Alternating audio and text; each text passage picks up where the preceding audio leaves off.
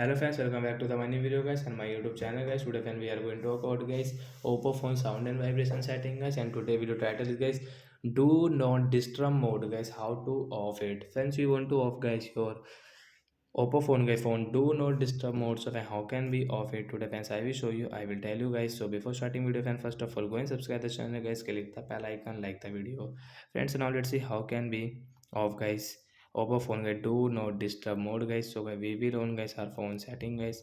After on phone setting guys, where you do not disturb setting guys, you can find in guys sound and vibration setting guys, tap here.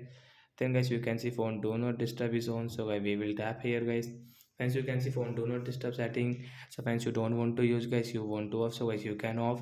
And friends, you want to schedule guys your phone do not disturb, so friends you can schedule from here guys if you want. So like that guys, we can off guys do not disturb mode setting guys. So that's it guys, thanks for watching the video. I hope friends you understood how to off guys our Oppo mobile phone do not disturb mode. So bye guys.